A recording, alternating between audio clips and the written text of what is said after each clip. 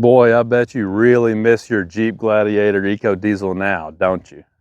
That was a question that was asked the other day, and to be honest, I really haven't. So 4 or 5 months have gone by now, and I really just don't think about it much. I don't really miss it that much at all, to be completely honest. There have been a couple of times when I've seen like a really cool Gladiator, pass me out on the highway or something, and kind of brings it back to memory briefly, and I kind of miss it. But I really just don't miss it. I just don't. And I guess what really has helped that a lot is that right after I traded the Gladiator in, diesel fuel prices went nuts. And diesel fuel prices are still nuts. Here at the end of April 2022, we're starting to see gasoline prices come back down just a little bit. I think today I saw it for $3.65 here in central Kentucky. So gasoline's getting a little bit more reasonable now. It's still too high, but at least it's going the right direction. But diesel fuel, did I just say gasoline? I'm getting mixed up here. Anyway, gasoline's going down, but diesel fuel is not. Diesel fuel, I just saw it today, $5.20 a gallon. You can shop around and find a station here or there. Hey there, Nimbus, how are you? She wants to be on camera too.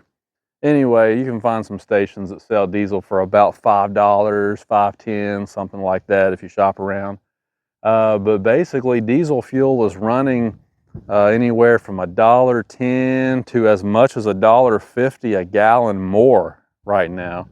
And so if you do the math on that, even though this Tundra gets 13 miles per gallon as you see it here, with the 2-inch lift and the 33-inch tires, is getting about 13 miles per gallon every week, hand calculated. And the Jeep Gladiator EcoDiesel set up very similarly was getting 20, maybe 21 on a good week.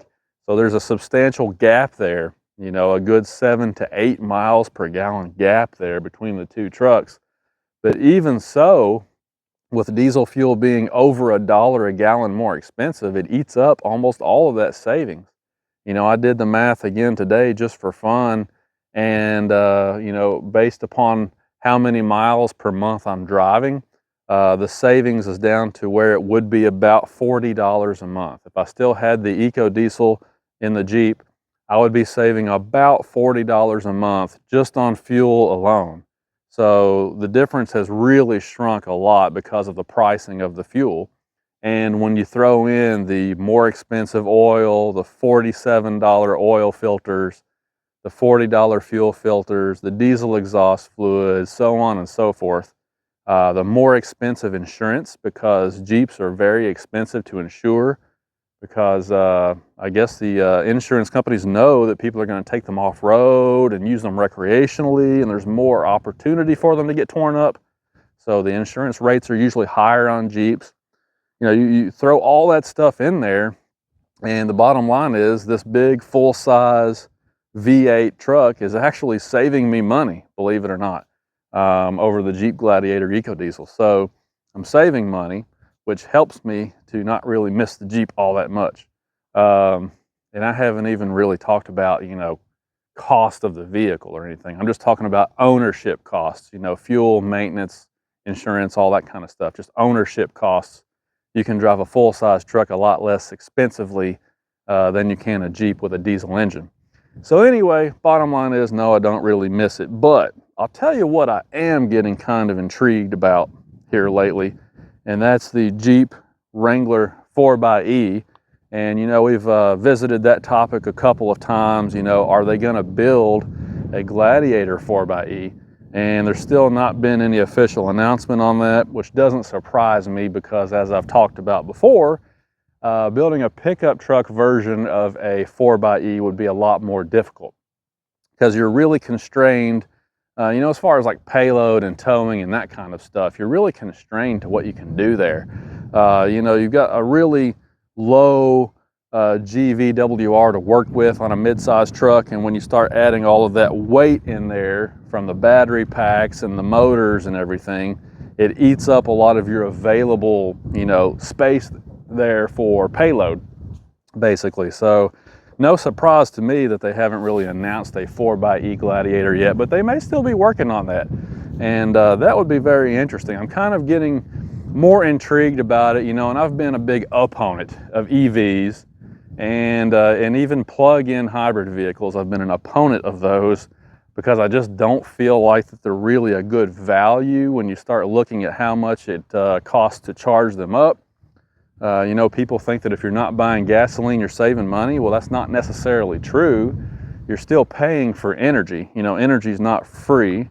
So you have to do the math. You know, some people can save money by charging up a vehicle. Some people can't. You got to do the math. But anyway, I haven't felt like the value is there because the prices on those are more expensive and there's just a lot that goes into it. But with fuel prices where they are now, you know, at $5 a gallon for diesel, $4 a gallon for gasoline, now you're looking at a completely different dynamic than what we were looking at a year ago or 2 years ago, especially 2 years ago when gas was $1.80 around here.